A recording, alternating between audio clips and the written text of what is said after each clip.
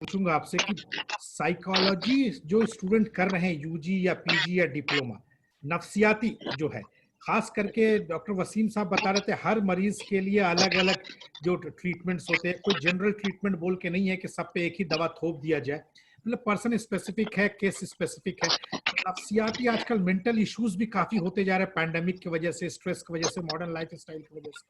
तो UG PG और diploma जो कैंडिडेट्स हैं उनके लिए फ्यूचर क्या है यूनानी आयुर्वेदा या आयुष में, साइकोलॉजी से जो स्टूडेंट्स हैं, जरा वाज़ह करेंगे इस पे। ये बहुत कहना चाहिए कि अभी वो अनआंसर्ड सेक्शन है और साइकोलॉजी में अभी खास हमारा दखल नहीं है, लेकिन हम उम्मीद करते हैं कि फ्यूचर में कुछ हो सकता है कि उसका भी कुछ इंटीग्रेशन हो, जिस तरह की केमिस्ट्री, जोलॉजी, बॉटनी और फार्माकोलॉजी को हम लोगों ने इंटीग्रेट किया है अपने यहाँ रिसर्च ऑफिसर की इसी स्ट्रीम में पोस्ट निकाली गई है, काफी सारे लोग काम भी कर रहे हैं और उसमें एसआरएफ भी आते हैं हमारे यहाँ। ऐसा नहीं है कि सिर्फ रिसर्च ऑफिसर की पोस्ट है, बल्कि न्यू कमर्स को भी वेलकम किया जाता है, जो पीएचडी करके फ्रेश आ रहे होते हैं उनको भी हमारे यहाँ एसआरएफ या आरए रिसर्च एसोसिएट की पोस्ट पर रखा जाता है। बट साइकोलॉजी वाला जो आपका क्वेश्चन है वो उसमें हम अभी अनएड्रेस्ड हैं और उसके लिए हो सकता है कि फ्यूचर में कुछ आयुष कोशिश करे और उसको भी इसमें शामिल करें। फिलहाल ऐसा कुछ इंटीग्रेशन नहीं है। डॉक्टर अफरोज, आप पूछिए, कुछ पूछना चाहते हैं? मुझे भी कुछ स्टीरियोटाइप्स पे मुझे एक सवाल है कि मैं वो जानना चाहता हूँ, इनफेक्ट सवाल नहीं है। वसीम भाई आप और उसामा साहब भी हैं यहाँ पे। तो एक चीज ये होती है कि जदीदियत का दौर है और इनफैक्ट माबाद जदीदियत का दौर चल रहा है, एक पोस्ट मॉडर्न फेज में है, वहाँ परसेप्शन मैटर करता है। और परसेप्शन ये होता है कि जैसे ही हम यूनानी की बात करते हैं और चाहे आयुर्वेद की बात करते हैं, तो हमारे जहन में जो तस्वुर आता है डॉक्टर का, वो लगता है कि दाढ़ी वाला होगा और बड़ा जैसे होता है जैसे कि डिसिप्लिन के साथ साथ इसके डॉक्टर्स भी बूढ़े दिखते हैं। तो एक परसेप्शन ये लगता है कि ये क्या इलाज करेगा। तो हम एक मॉडर्निटी को हम कैसे इंट्रोड्यूस करें डिसिप्लिन में, जैसे लगे कि सूट बूट वाला है, अच्छी क्लिनिक वाला है, और हम वो जो मरीज है उसको एक साइकोलॉजिकल मोटिवेशन होता है कि this looks a fine clinic और बहुत ही अच्छा। तो परसेप्शन और स्टीरियोटाइप को ओवरकम करके डिसिप्लिन को रिलेवेंसी की तरफ मोड़ा जा सकता है। आपका क्या मानना है? जी अफरोज भाई, ये सही है, लेकिन अभी बहुत कम ऐसा है। वो जो पुराने हकीम हैं जो अपने तौर तरीके पर आ रहे हैं, वही लोग ऐसे हैं। बाकी भी जो नई जनरेशन है, नए जो क्वालिफाई हो रहे हैं, वो सब पूरे मॉडर्न ही हैं और नए अंदाज में हैं। और वो जब अभी क्लिनिक और बहुत सारे सेंटर भी अभी खुलना यूनानी के शुरू हो गए हैं, तो वो सेंटर भी बड़े साफ सुथरे और एयर कंडीशन और बिल्कुल मॉडर्न अच्छे हॉस्पिटल के तरीके पर खुलना शुरू हो गया है। और अभी ये लोग यूनानी, जैसे कि दिल्ली में और मुंबई में अल हकीम यूनानी सेंटर है, वो भी अपनी तमाम मॉडर्न चीज़ों को अपना के रखा है। उसमें ऑनलाइन कंसल्टेशन, वेबसाइट और रिकॉर्ड मेंटेनेंस और खुद साफ सुथरे बहुत सारी चीज़ें, तो बिल्कुल मॉडर्न अंदाज में यूनानी आना शुरू हो गया है। वो पुराने जो लोग थे वही अभी ऐसे हैं जो पुराने तौर तरीके पर हैं। तो आई थिंक। और अच्छा, दूसरी एक चीज़ है कि जो स्टूडेंट आ रहे हैं, आमतौर पे उनकी वही स्टूडेंट आ रहे हैं जिनकी पहली चॉइस एमबीबीएस होती है, लेकिन किसी वजह से रैंकिंग में नहीं आ पाते हैं, तो वो नीचे आते आते बीयूएमएस करते हैं। कुछ ही लोग हैं जो 100 में 10-5 लोग हैं जो ओरिएंटल साइड से आते हैं, नहीं तो सब साइंस बैकग्राउंड के और एमबीबीएस का टारगेट लेकर के ही आते हैं। तो अभी बहुत कुछ मॉडर्न हो चुका है। और जो नई कंपनियां आ रही हैं दवाओं की पैकिंग वगैरह, वो भी अभी देखिए कंपटीशन चल रहा है। हिमालय वगैरह जो दवाएं हैं, कितना मॉडर्न उन्होंने अपनी पैकिंग कर लिया है। तो डे बाय डे चीजें होती जा रही हैं बहुत तेजी से, बहुत तेजी। नहीं, मेरा परसेप्शन तो उसी दिन बदला जिस दिन मैंने आपको देखा। मैंने कहा कि इसमें स्मार्ट लोग भी होते हैं।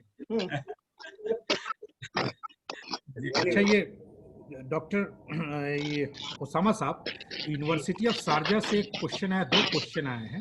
एक स्टूडेंट है वहां से, तो उन्होंने 2 क्वेश्चन पूछे। तो एक क्वेश्चन मैं डॉक्टर वसीम से पूछूंगा बाद में, पहले आपसे एक क्वेश्चन ये है। क्वेश्चन बॉक्स में ये है कि ये यूनानी मेडिसिन के लिए कुछ क्या, मतलब कि कुछ वेबसाइट है या ऑनलाइन कुछ है, मतलब कि जिसपे मतलब कि पूरी चीज जानकारी मिल जाए, या फिर मतलब कि ऐसा कुछ डिजिटल प्लेटफॉर्म सॉल्यूशन अवेलेबल है मेंटल हेल्थ के लिए, स्ट्रेस फ्री लाइफ के लिए? एज पर यूनानी या आयुर्वेदिक सिस्टम, कहीं पे जाके हम एक जगह बैठ के आज डिजिटल जाके देख सकते हैं और अपना खुद मतलब कि नफ्सियाती हो या किसी चीज की इलाज हो उसको कर सकते हैं? क्या कुछ सॉल्यूशंस है अवेलेबल? जी शाहनवाज साहब, इस सिलसिले में 2 वेबसाइट्स हैं। एक तो है www.ayush.gov.in, www.ayush.gov.in, और दूसरी वेबसाइट है www.ccrum.res.in, www.ccrum.res.in। ये 2 वेबसाइट्स हैं जिनके ऊपर जाकर के हम काफ़ी कुछ मटेरियल हासिल कर सकते हैं, और मेंटल हेल्थ से रिलेटेड भी अगर हमारे पास जो हमारी काउंसिल से पब्लिकेशंस हुई हैं या कुछ जो पीरियोडिकल्स निकलते हैं, जर्नल्स निकलते हैं, उनमें भी बहुत सारे मज़ामीन होते हैं, बहुत सारे आर्टिकल्स होते हैं जो अमराज नफसानी या साइकोलॉजी या मेंटल हेल्थ से रिलेटेड होते हैं। अभी एक जर्नल निकलता है, एक्टा साइंटिफिक रिसर्च, हैदराबाद से ही गालिबन निकलता है वो, एक्टा साइंटिफिक हेल्थ के नाम से। उसमें एक आर्टिकल छपा है मेंटल हेल्थ इन यूनानी मेडिसिन, बहुत ज़बरदस्त आर्टिकल है, और उसमें ज़माना कदीम के यूनानी जो थॉट प्रोसेस होते थे, जो पर्सपेक्टिव्स होते थे, जो उनके ख्यालात होते थे, उन सबको उसमें रखा गया है। और साथ में जो मॉडर्न रिसर्चेज हैं उनके ऊपर जो एविडेंस बेस्ड रिसर्चेज हैं उनको भी उसमें शामिल किया गया है। तो मेंटल हेल्थ इन यूनानी मेडिसिन, ये एक्टा साइंटिफिक हेल्थ एक जर्नल है, उसके अंदर अभी रिसेंटली पिछले महीने शाये हुआ है, उसमें देखा जा सकता है। जो सेंट्रल काउंसिल ने कुछ किताबें भी शाये की हैं, उसमें कुछ अबवाब हैं, कुछ चैप्टर्स हैं जो कि मेंटल हेल्थ से रिलेटेड हैं। उनको सेंट्रल जो मैंने अभी CCRUM की वेबसाइट दी है, उसमें जाके पब्लिकेशन में वो तलाश किया जा सकता है, वहाँ पर वो उनको हासिल हो सकता है उनसे। बहुत ही अच्छा उसामा साहब, मैं आपसे दरख्वास्त करूंगा कि आप जरा टाइप कर दे जो जो आपने साइट्स बताएं। मैं डॉक्टर वसीम साहब से क्वेश्चन पूछ रहा हूँ, तब तक अगर आपसे मतलब की जी रिक्वेस्ट है कि आप जो जो साइट्स आप समझते हैं कि अच्छे हैं एक आम इंसान को जानने के लिए या करियर के लिए जानने के लिए, तो चैट बॉक्स में टाइप कर देंगे तो काफी लोगों को फायदा हो जाएगा, वो जो बाद में भी देखेंगे। डॉक्टर वसीम साहब, मैं आपसे क्वेश्चन पूछता हूँ, ये काफी कॉमन क्वेश्चन है, बहुत अहम क्वेश्चन है। आज पैंडेमिक के जमाने में, वबा के जमाने में, लोग कहते हैं कि इम्यूनिटी जिसकी कमजोर है वो बहुत हद तक मतलब कि मॉर्बिडिटी के तरफ ही जा रहे हैं या फिर कम चांसेस रहते हैं उनके सर्वाइवल के। तो इम्यूनिटी कैसे बढ़ाया जाए? आम इंसान इम्यूनिटी का तजुर्बा कैसे जाने कि वो अच्छा इम्यूनिटी से है या नहीं है? इम्यूनिटी क्या चीज है? इसको कैसे अच्छा किया जाए जिससे वबा या बाकी बीमारियों से हम बच सके? कुछ मतलब कि सिंपल स्टेप्स चाहिए आम मर्रे की जिंदगी में, या फिर आम लाइफ स्टाइल को कैसे चेंज करें उससे रहते हुए, रादर देन थ्योरेटिकल। मैं आपसे पूछना चाहूंगा, एक आम इंसान के लिए बताइए इम्यूनिटी क्या है, क्या क्या करें जिससे इम्यूनिटी हमारी बढ़े, जिससे मतलब कि हमारी लॉन्जेविटी भी बढ़े। डॉक्टर वसीम। यूनानी थ्योरी के मुताबिक, यूनानी नजरिए के मुताबिक इम्यूनिटी बढ़ाने के लिए अभी मैंने जिसका जिक्र किया तो कहते हैं यूनानी में अस्बाब जरूरिया, यही चीजें हैं जो सबसे ज्यादा अहम है। उसमें आप समझिए कि जो दिन भर का शेड्यूल होता है, जो पूरा डिसिप्लिन होता है, उनको मेंटेन करना, जैसे कि अच्छी नींद, जगने के टाइम पे जगना, फिर हल्की एक्सरसाइज, और खुश रहना, टेंशन में ना रहना, और खाना, डाइट आपकी बैलेंस होना चाहिए, पानी साफ सुथरा अच्छा होना चाहिए, जिस हवा में सांस ले रहे हैं वो हवा बहुत अच्छी होनी चाहिए। ये तमाम जनरल चीजें हैं जो हमारी रूटीन लाइफ में हमारी इम्यूनिटी को बढ़ाती हैं। धूप लगना, ये सारी जरूरी चीजें हैं जो हमारी इम्यूनिटी को बढ़ाती हैं जनरल। आजकल जो इम्यूनिटी का लफ्ज इस्तेमाल होता है वो वबा के अगेंस्ट और कोरोना के अगेंस्ट इस्तेमाल होता है कि इम्यूनिटी का मतलब किसी बीमारी से कैसे होता है। यूनानी नजरिए के मुताबिक ये 6 बातें किसी भी वबा से बचने के लिए जरूरी हैं, नंबर 1। इसके अलावा वबा का नेचर और वबा का बीमारी, वबा की सिम्टम्स को देख करके कुछ चीजें स्पेसिफिक भी हो जाती हैं। जरूरी नहीं कि हर वबा में वो चीजें रहें, तो इन्हीं को देख करके, इस वबा के नेचर को देख करके, इनके सिम्टम्स को देख करके बहुत सारी चीजें आयुष गवर्नमेंट ने भी इम्यूनिटी के लिए, जो आजकल हम लोग हरदम सुनते हैं कि ये काढ़ा पीने से इम्यूनिटी बढ़ती है, अदरक और दूध पीने से इम्यूनिटी बढ़ती है, और अदरक और दूध, बहुत सारे फार्मूले हैं, सोशल मीडिया पर भी हैं और आयुष के साइट पर भी हैं।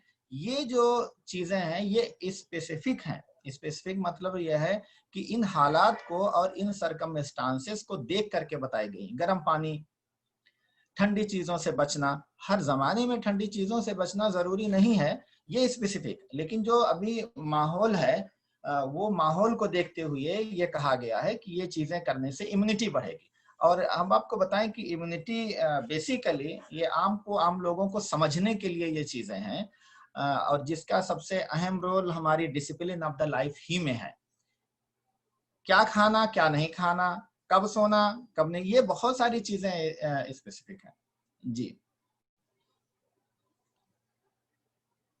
डॉक्टर वसीम साहब, इससे भी रिलेटेड मैं और भी कुछ पूछूंगा, मतलब कि जो चीज एकदम आम जिंदगी में लोग पूछते हैं, हर ट्रेडिशनल सिस्टम ऑफ मेडिसिन या अल्टरनेटिव से, उसामा साहब आप भी सुनिएगा कि भाई kitchen is our source of health. लोग कहते हैं कि किचन में ही बहुत सारे मतलब खजाना है हेल्थ के।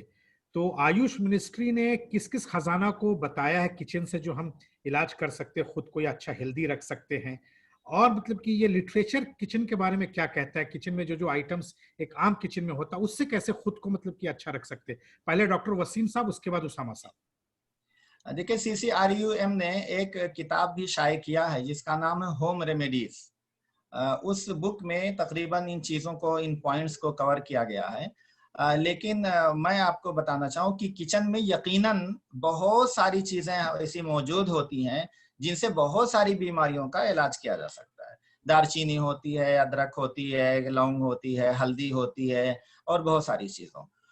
उसके लिए दो चीजों का जानना जरूरी है। एक तो ये कि जो चीजें किचन में होती हैं उनका एक्शन और इनका फंक्शन क्या है, वो गर्म है, ठंडी है, कैसे काम करती हैं, किन चीजों में काम करती है। ये आमतौर पे होम रेमेडीज बुक में या मिल जाता है कि हल्दी चोट में काम करती है, अदरक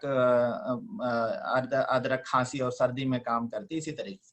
दूसरी चीज जानना जरूरी होता है, जो तकलीफें होती हैं आमतौर पे, पेट में दर्द हुआ, कभी सर्दी हुई, कभी खांसी, कभी सर का दर्द, उसको समझना। और उसको समझना और अपनी यानी अपने आप को समझना, अपनी थोड़ी सी बीमारी को समझना और किचन को समझना, ये तीनों चीजें जरूरी हैं। ये तीनों चीजों अगर समझ गए आप तो यकीनन बहुत सारी बीमारियों का ट्रीटमेंट आपके किचन से हो सकता है। और बहुत ज्यादा नहीं, अभी आजकल तो बहुत आसान है इन चीजों को समझना कि किचन में जो चीजें अवेलेबल हैं उनका फंक्शन क्या है, और जो आपकी आम बीमारियां हैं उसका नेचर क्या है, उसके पैथोलॉजी क्या है, कौन सी चीज को कहाँ पे इस्तेमाल करेंगे। ये दो चीजें समझना जरूरी है। इसके बाद में किचन से बहुत इलाज हो सकता है जी। अकरम साहब जी जी, एम आई ऑडिबल? हाँ, आप बात कीजिए अकरम साहब, अब आवाज आ रही है। मैं ये कह रहा था कि किचन के अंदर यकीनन बहुत ही जबरदस्त कुदरत के जो खजाने हैं वो मौजूद हैं, और ऐसी कीमती और ऐसी मुस्तमल होने वाली, इस्तेमाल की जाने वाली अशिया मौजूद हैं जिनका हम जितना भी शुक्र अदा करें वो कम है। ज्यादा तफसील में ना जाएं, आप सिर्फ सिंपली देख लीजिए, आज के इस दौर में ही ले लीजिए कि जो अदरक की चाय है, अदरक की चाय अगर हम गर्म, एक तो ये कि गर्म बताया जाता है पीने के लिए, गर्म पानी पी, क्योंकि खुशूनत हलक या सोरनेस ऑफ थ्रोट होती है इसमें, पैंडेमिक जो आजकल फैला हुआ है इसकी हम बात अगर करें, या इसके अलावा भी, तो उसमें बहुत रिलीविंग एजेंट के तौर पर अदरक काम करती है। तो अदरक को, सिंपल अदरक है जो हर किचन में मौजूद होती है, उसको गर्म पानी में उबाल के चाय इस्तेमाल। इसके अलावा अगर कलश करने के बहुत से तरीके हैं, कुछ तो चबा के खा सकते हैं, या कुछ उसका एक्सट्रैक्ट निकाल लें, या उसका सबसे जो मुजर्रब तरीका जो हमारे जामिया हमदर्द, आपने नाम सुना होगा, जहाँ से हम और वसीम भाई जहाँ के प्रोडक्ट हैं, वहाँ पर एक बहुत बड़े तबीब हुआ करते थे, हकीम जमील अहमद साहब, मरहूम हो गए, 25 साल तक वहाँ डीन रहे। उनके तजर्बात, उनके पास मुझे बैठने का शर्फ हासिल हुआ, कुछ तबाबत सीखने का, क्लिनिकल चीजें सीखने का। तो उन्होंने मुझे बताया कि अगर किसी शख्स का कोलेस्ट्रॉल 400 चल रहा है, जो 200 सवा 200 होना चाहिए, 400 चल रहा है, तो उसको आप कुछ मत कीजिए, सिंपली 4-5 या 8-10 जवे ले लीजिए लहसुन के, उनको हल्का सा बारीक बारीक पीसेस कर दीजिए और उनको 1 लीटर पानी में उबाल दीजिए। जब वो पानी तकरीबन 750 ml रह जाए, यानी 250 ml उसका पानी उड़ जाए, तो उस पानी को छान करके एक फ्लास्क में जमा कर लीजिए और थोड़ा थोड़ा करके एक दिन के अंदर अंदर वो घोल की भाप भी लेते रहे और पानी भी पीते रहे, वो जड़ में खत्म करते हैं। इसका उनका अपना तजर्बा था, उसको हम क्लेम नहीं करते हैं, लेकिन बता रहे हैं। इसी तरह से जो बहुत सारी चीजें होती है, मिसाल के तौर पर किसी को हाइपरटेंशन है, तो हमारी किचन में मेथी भी मौजूद है और कलौंजी भी मौजूद है, उसका सफूफ बनाकर रख लें। एक एक चम्मच रोज सुबह को उसका सेवन करें, उसको इस्तेमाल करें नहार मुंह, वो बेहतरीन चीज है आपके ब्लड प्रेशर का लेवल मेंटेन करने के लिए, हाइपरटेंशन को मेंटेन करने के लिए। और इसके अलावा बहुत सारी ऐसी चीजें जैसे मेंथा है, ये पेपरमेंट यानी पुदीना है, पुदीने का भी अगर आप इस्तेमाल करें, उसको बॉईल करके उसका अर्क निकाल के पिए, तो वो कोलेस्ट्रॉल के लिए भी और बीपी को नॉर्मल करने के लिए भी बहुत उम्दा होता है। तो ये, और इसके अलावा जो वसीम साहब ने रेफरेंस दिया कि यूनानी कॉमन रेमेडीज के नाम से जो हमारी किताब है, वो CCREM का जो मैंने अभी तमाम पार्टिसिपेंट्स को लिंक भेजा है www.ccrem.res.in, उस पर वो चीज़ मौजूद है, वो किताब वहाँ से वो डाउनलोड भी की जा सकती है और उसको पढ़ने से अंदाजा होगा कि उसमें कितने जो कीमती अशिया हैं किचन में मौजूद, उनसे हम फायदा उठा सकते हैं और उनका इस्तेमाल हम कर सकते हैं। इसके अलावा तुलसी की चाय आमतौर से लोग पीते हैं, वो भी हमारे किचन में मौजूद होती है, तो उसका भी बहुत जबरदस्त इफेक्ट बताया गया है। और आजकल आप देखिए आयुष ने जो एक वो निकाला है आयुष काढ़ा, उसके अंदर भी वो तमाम चीजें मौजूद हैं जो कि हमारे किचन में मैक्सिमम मौजूद होती हैं। दालचीनी है उसमें अदरक है, उसमें काली मिर्च है और उसमें इस तरह की दीगर चंद चीजें हैं जो आयुष काढ़े में है। वो काढ़ा तो इसके लिए बाकायदा इम्यूनिटी बढ़ाने के लिए हमारी बहुत जबरदस्त चीज है। वो काढ़े के तमाम अज्जा 90% हमारे हर किचन में मौजूद होते हैं, उसको भी इस्तेमाल किया जा सकता है। डॉक्टर अफरोज, कुछ आप पूछना चाहेंगे? आई एम फाइन, क्योंकि बहुत सारे एक्सप्लेनेशंस हैं जो अपने आप में क्लियर हो रही हैं मुझे, और I am happy with that. अभी तो आज तो मेरा कोई सवाल नहीं है। अच्छा, मैं उसामा साहब से एक क्वेश्चन पूछना चाहूँगा कि जैसे आपने देखा होगा 2-3 महीने में काफ़ी गवर्नमेंट की तरफ से इनिशिएटिव्स आई हैं जो लोगों में मतलब कि जॉब क्रिएशन और एंटरप्रेन्योरियल एबिलिटीज़ बढ़ाने के लिए आत्मनिर्भर भारत के तहत, लोन्स के तहत medium and small scale industries को दे रहे। तो एक मान लीजिए कि वो आदमी जो बिजनेस एबिलिटीज़ रखता हो, वो गवर्नमेंट ऑफ इंडिया के तहत लोन लेना चाहता हो, लोन लेके वो इंडियन सिस्टम ऑफ मेडिसिन में बिजनेस करना चाहता हो, तो आप उसको क्या एडवाइस देंगे? एक आम आदमी आया है आपके पास, समझ लीजिए मैं ही हूँ, मैं ये जानना चाहता हूँ कि भाई मैं गवर्नमेंट से लोन लेना चाहता हूँ, लोन लेके मैं इस आयुष सिस्टम ऑफ मेडिसिन में बिजनेस करना चाहता हूँ, तो कैसे करूँ, क्या क्या पॉसिबिलिटीज है, तो ये क्या आप बता पाएंगे?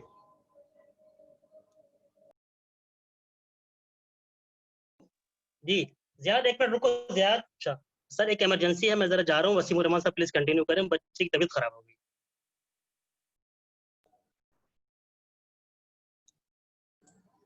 ठीक है डॉक्टर उसामा साहब, शुक्रिया आपका। हाँ वसीम, आप बताइए। कुछ स्कीमें, मुझे तो एग्जैक्ट स्कीम याद नहीं है, लेकिन अभी ये आयुष ने बहुत सारा काम शुरू किया है, जिसमें से एक स्कीम लाया है गवर्नमेंट की तरफ से आई है, क्लस्टर डेवलपमेंट, क्लस्टर जैसे कि प्लांटेशन का काम। तो बिजनेस चूंकि ये है इसमें, और बट आई थिंक मुझे जो जितना सुनने में आया है, मैंने देखा नहीं कहीं की, ये प्लांटेशन के लिए, हर्बल गार्डन के लिए और हर्बल मेडिसिन को पैदा करने के लिए, इनको उगाने के लिए गवर्नमेंट की तरफ से स्कीम भी है और बजट भी है और गवर्नमेंट की तरफ से सपोर्ट भी मिलता है। अच्छा, ये हम जानना चाहेंगे कि एक आम आदमी जो है अगर बीमार पड़ता है तो या तो हॉस्पिटल जाता है या घर में रहता है, बीच का कंसेप्ट नहीं है, तो क्या ये वेलनेस सेंटर, क्या बीच का कंसेप्ट हो सकता है?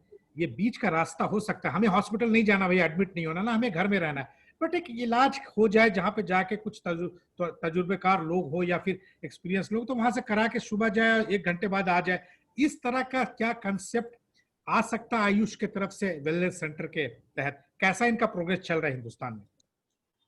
वेलनेस सेंटर का काम शुरू हुआ है और वेलनेस सेंटर का कंसेप्ट बहुत अच्छा है, लेकिन वेलनेस सेंटर भी जो रहेगा वो आयुष का वेलनेस सेंटर रहेगा, तो वहाँ पे आयुष सिस्टम की दवाएं मिलेंगी, उस मरीज को मिलेगी। वहां पे एडमिट भी हो सकता है, सारी चीजें। जरूरत इस बात की है, जब तक कोई सेंटर बाजाब्ता नहीं कायम होता है, जब तक जरूरत इस बात भी है, और मैं सब लोगों को, जितने लोग सुन रहे हैं उनको भी मैं अपनी तरफ से एक सीरियस मशवरा भी देना चाहूंगा कि किसी को भी कोई तकलीफ अगर होती है, कोई बीमारी होती है, तो वो एलोपैथिक इलाज तो शुरू करता है, करना भी चाहिए। साथ ही साथ शुरू से ही ट्रेडिशनल मेडिसिन में से किसी एक सिस्टम को चुन करके और उसका इलाज भी शुरू कर देना चाहिए। किसी एक ट्रेडिशनल सिस्टम का मतलब यह है कि अगर किसी को यूनानी पे ज्यादा बिलीव है तो यूनानी शुरू कर दे, किसी को आयुर्वेद पे ज्यादा बिलीव है तो आयुर्वेद शुरू कर दे, सिद्धा वाला सिद्धा शुरू कर दे, होम्योपैथिक वाला होम्योपैथिक शुरू कर दे, लेकिन जरूर शुरू कर दे। और वो अपने नियरेस्ट जो हकीम या डॉक्टर वेद जो भी हो, वो उससे राब्ता करके दवाएं लेकर के, अब उसके बाद में वो घर पे है या हॉस्पिटल में है या वेलनेस सेंटर पर है, लेकिन दोनों दवाएं मिल करके उसकी बीमारी की रिकवरी बहुत फास्ट हो जाएगी। किसी एक ही सिस्टम पे पूरा डिपेंड रहना जब तक हमारा इंतजाम नहीं होता, जब तक हमें एज ए मरीज, एज ए पेशेंट, हमें किसी एक सिस्टम पे डिपेंड नहीं रहना चाहिए। साथ ही साथ दूसरे सिस्टम से पूरा फायदा उठाना चाहिए। हाँ डॉक्टर वसीम साहब, एक स्पेसिफिक क्वेश्चन आया है, ये टोटल क्वेश्चन जो है टोटल मेडिकल से रिलेटेड है, कुछ वर्ड अगर मैं सही से नहीं पढ़ पाऊँ तो आप समझ जाइएगा। एक क्वेश्चन है कि जिस तरह मालेगांव इम्यूनिटी जोशानदा बहुत फेमस हुआ है कोविड-19 पैंडेमिक में, ये आपको भी पता होगा, तो अगर डिफिकल्टी इन ब्रीथिंग में काकड़ा सांगी और कर्नूलय्यद ऐड किया जाए तो फायदा बढ़ सकता है कि नहीं? अगर हाँ तो इन दोनों का डोज क्या होगा? ये टोटल स्पेसिफिक क्वेश्चन एक डॉक्टर को से पूछा जा रहा है, मुझे इसमें कुछ भी इल्म हासिल नहीं है, अगर आप कुछ वाज़ा कर सके तो कीजिए इसमें। जी, जैसा कि मैंने पहले भी बताया कि ये मरीज का इलाज जो है वो डॉक्टर के ज़ेरे निगरानी होना चाहिए। तो मैं पहले मालेगांव के आयुष काढ़ा पर थोड़ा सा बता दूं कि मालेगांव का आयुष काढ़ा 9 दवाओं का एक कॉम्बिनेशन है, और वो जो 9 दवाएं हैं उसके रिजल्ट यकीनन होंगे, क्योंकि 9 जड़ी बूटियां हैं, हर जड़ी बूटी का अपना एक बहुत कई फंक्शन होते हैं, एक एक जड़ी बूटी के कई फंक्शन होते हैं, और जब 9 जड़ी बूटी मिल जाएगी तो उसके फंक्शन बहुत सारे हो जाएंगे। तो यकीनन वो दवा लेने से बॉडी में बहुत सारे बेनिफिट मिलने वाले हैं। अब यहाँ पर क्वेश्चन सिर्फ यह है, मालेगांव की जोशादे के रिलेशन में ही हम ये बात कहेंगे कि इन दवाओं को बांटना ये ज्यादा सही तरीका नहीं है। उसी जोशादे को किसी फिजिशियन या किसी डॉक्टर के मशवरे से लेना चाहिए। क्यों? इसलिए कि अगर आप अपनी मर्जी से दवा लेते हैं तो आपको ये नहीं पता कि कितने दिन ये दवा लेना है और कब ये दवा लेना है, किस कंडीशन में ये दवा लेना है, किस मरीज को ये दवा लेना है, कोई दूसरी तकलीफ तो नहीं उसको शुरू हो जाएगी। अब रहेगी वो काकड़ा सिंगी, और वो जो है मेरे ख्याल से जितना मुझे याद है कि वो इस बात की दवा है कि निज़ाम तनफ्फुस को स्ट्रॉन्ग करता है, रेस्पिरेटरी सिस्टम को मजबूत करता है, और उसके ऐड होने से उसमें फायदा बढ़ना चाहिए। लेकिन दूसरी बात है कि हम और बता दें कि इस तरीके से यूनानी की और आयुर्वेद की खूबसूरती ये है कि एक दवा बहुत सारे मर्ज में काम आती है। मेरे सेंटेंस को, मेरे जुमले को गौर से सुनिए। एक दवा बहुत सारे बीमारियों में काम आ जाती है, और बहुत सारी दवाएं एक बीमारी में दी जाती हैं। दोनों बातें हैं यूनानी में कि बहुत सारी बीमारी में एक दवा बहुत सारी बीमारी में दी जाती है, और एक ही बीमारी में बहुत सारी दवाएं दी जाती है। इसलिए ये जो एडिशन है यकीनन ये फायदा कर सकता है, लेकिन मेरा मशवरा यह है कि कोई सुन करके उस एडिशन को अपनी मर्जी से ना ले, किसी डॉक्टर, किसी हकीम के कंसल्टेशन के बाद ही उस दवा को ले। उसकी डोज मुझे याद नहीं है, लेकिन काकड़ा सिंगी के बारे में मुझे जो याद है कि वो रेस्पिरेटरी सिस्टम की दवा है, अच्छी दवा है। अच्छी दवाएं सभी हैं, तो मेरे ख्याल से सारी दवाएं अच्छी हैं जी। काफी सुलझा हुआ आंसर था। इनफैक्ट डॉक्टर से जरूर कंसल्ट करें, जो भी आप वेबसाइट पे पढ़ते हैं या किसी चीज के जरिए आपको मालूमात हासिल होती तो जरूर इससे डॉक्टर से कंसल्ट कर ले। यही मशवरा है कि एक्सपर्ट जो है ज्यादा बेहतर तरीके से, क्योंकि हर दवा जो है हर पर्सन पे कैसा अफेक्ट होता है ये डॉक्टर ही बता सकता है। जनरल कोई प्रिस्क्रिप्शन नहीं है, बट ऐसी चीज है जिससे आपको स्पेसिफिक बीमारी हो, स्पेसिफिक तकलीफ हो, तो स्पेसिफिक सजेशन लेना बहुत जरूरी है, जनरल ना जाए। मेरे तरफ से यही गुजारिश है लोगों से। डॉक्टर अफरोज, आप कुछ इस पे और पूछना चाहेंगे इस सब्जेक्ट पे? नहीं, आप वसीम भाई, मैं ये चीजें मुझे मेरे जहन में भी थी काफी कि हम किस तरह से लोगों को सेंसिटाइज करें, जैसे स्टूडेंट्स हैं, ताकि एक फेवरेट डिसिप्लिन बने यूनानी स्टूडेंट्स के लिए। तो हम वो क्या क्या चीजें हैं जो हमें करनी चाहिए स्टूडेंट्स को मोटिवेट करने के लिए, या ऐसा क्या चीजें प्रोजेक्शंस पे लानी चाहिए जिसमें यूनानी एक फेवरेट डिसिप्लिन बने, जिसमें हम अपनी स्टडीज को कंटिन्यू करें और उसमें हम अपने करियर को बनाना चाहें। तो there must be some motivations for it, जिसको पेरेंट्स को भी जानना चाहिए, लोगों को भी जानना चाहिए और स्टूडेंट्स को भी जानना चाहिए। जी, मेरे ख्याल से उसके लिए इस तरीके का जो लेक्चर या आज का जो डिस्कशन हुआ है, इसको और लोगों तक पहुंचाना चाहिए, या अपने जहां कॉलेज में या यूनिवर्सिटीज में या जहां भी स्टूडेंट हैं, उन पर कभी इस टॉपिक में एक अवेयरनेस के टाइप से किसी एक्सपर्ट्स का लेक्चर, स्पीच वगैरह कराना आई थिंक की जरूरी है। अवेयरनेस तो होना ही चाहिए, हर शख्स को, हर स्टूडेंट को अपने अपॉर्चुनिटीज के बारे में पता तो होना ही चाहिए। सिर्फ वो चॉइस करने का उसको रहे कि उसमें से वो कौन सी फील्ड चुनना चाहेगा, लेकिन हर स्टूडेंट को पता रहना चाहिए इसकी जो स्कोप्स है।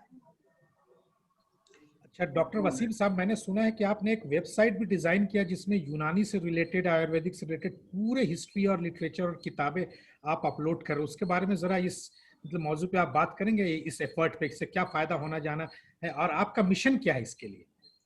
और मैं चाहूंगा कि उस वेबसाइट का डिटेल्स पे लिख दें वसीम साहब, ताकि और लोग उस वेबसाइट को एक्सेस करें।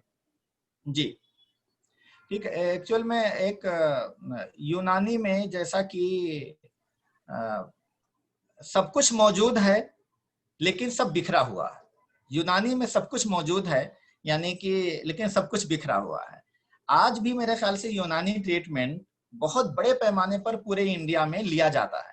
और मैं हंसी भी आएगी और जोक भी है या जो भी है, ये कोरोना से रिलेटेड इस जमाने में 5, 6, 7 महीने के जमाने में हमने बहुत सारे लोगों को गाइड करने के लिए, बताने के लिए फोन किया, क्या हाल है, कोरोना का क्या हाल है। जवाब में क्या आता था?